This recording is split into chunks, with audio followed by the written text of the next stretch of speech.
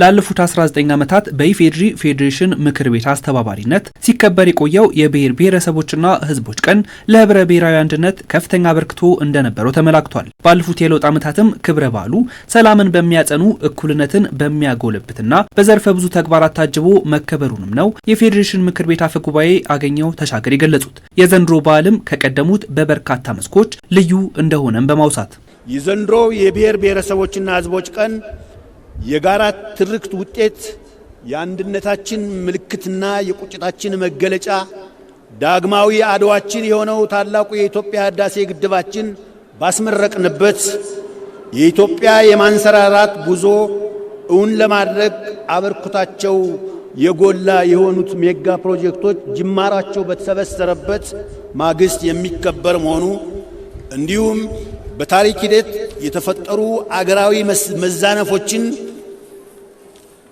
ለማስተካከልና መሰረታዊ ጉዳዮች ላይ ያጋጠሙን ልዩነቶች አካታች በሆነ ውይይት ለመፍታት ሀገራዊ ምክክር ለማድረግ ዝግጅታችን ባጠናቀቅንበት ወቅት የሚከበር መሆኑ እንዲሁም ሰባተኛው ሀገራዊ ምርጫ ሰላማዊ፣ ፍትሃዊ፣ ተአማኒነት ያለውና ዲሞክራሲያዊ ሆኖ እንዲጠናቀቅ መንግስት በቂ ዝግጅት እያደረገ በሚገኝበት ዋዜማ ሆነን በዓሉን ማክበራችን ከቀደሙት በዓላት ልዩ ያደርገዋል።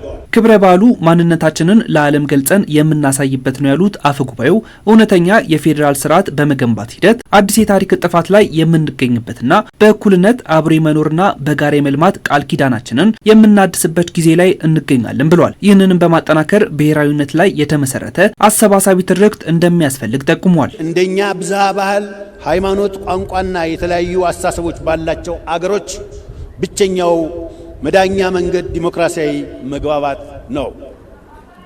የለውጡ መንግስታችን ይህንን ነባራዊ እውነት በወጉ በመገንዘብ በአገራችን ሁለንተናዊ ብልጽግናን እውን ለማድረግና ዘላቂ ሰላም ለማስፈን ብዝሃነትንና አንድነትን የሚያስማማ መንገድ መርጦ ከምንጊዜውም በላይ በስፋትና በትጋት እየተንቀሳቀሰ ይገኛል። በመሆኑም ይህን ጅምር እንቅስቃሴ ተጋግዞ ከከፍታው ላይ ማድረስ የኢትዮጵያ ብሔሮች ብሔረሰቦችና ሕዝቦች ኃላፊነት ሊሆን ይገባል። ዴሞክራሲያዊ መግባባትን ለማጎልበት በጋራ መቆም ይገባልም ነው የተባለው። እውነተኛ የፌዴራል ስርዓትን በማጠናከርም የሕዝቦችን አንድነትና ትስስር ለማረጋገጥ መጠቀም እንደሚገባም ነው አፈ ጉባኤው የጠቆሙት። ዲሞክራሲያዊ መግባባት እንደ ገዳ ስርዓት በመሰሉና ሌሎች የሽምግልና ስርዓቶች ኢትዮጵያውያን ከቀደምት አባቶቻችን እንታወቅበት የነበረ ትናንት በተለያየ መንገድ የሸረሸርነው ዛሬ ደግሞ እየተለማመድነው ያለ በአዲስ መልክ የምንተገብረው ባህል ነው። ይህ ስልጡንና ምጡቅ አካሄድ ችግርን በዘላቂነት ለመፍታት ለአካታችነት፣ ለአሳታፊነት፣ ለምክክር፣ ለድርድር፣ ለሰጥቶ መቀበልና ለስምምነት የቅድሚያ ይሰጣል። በተለይም እንደኛ ብዝሃ ባህል፣ ሃይማኖት፣ ቋንቋና የተለያዩ አስተሳሰቦች ባላቸው አገሮች ብቸኛው መዳኛ መንገድ ዲሞክራሲያዊ መግባባት ነው።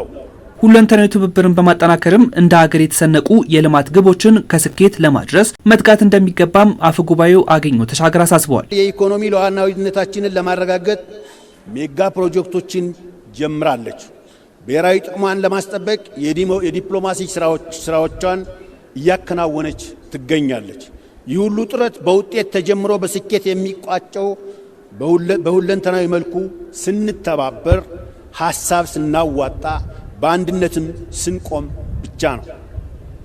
በመሆኑም ሁሉም የኢትዮጵያ ብሔሮች ብሔረሰቦችና ሕዝቦች በተሰማራንበት ሙያ ሁሉ በምንችለው አቅም ለሀገራችን ከፍታና የለውጥ ጉዞ የበኩላችንን እንድንወጣ ቃል ኪዳናችንን እንድናደስ በዚህ አጋጣሚ ጥሬን ማስተላለፍ እፈልጋለሁ። ዴሞክራሲያዊ መግባባት ለህብረ ብሔራዊ አንድነት በሚል መሪ ሐሳብ 20ኛው የኢትዮጵያ ብሔር ብሔረሰቦችና ሕዝቦች ቀን በማዕከላዊ ኢትዮጵያ ክልል ሆሳዕና ከተማ ተከብሯል።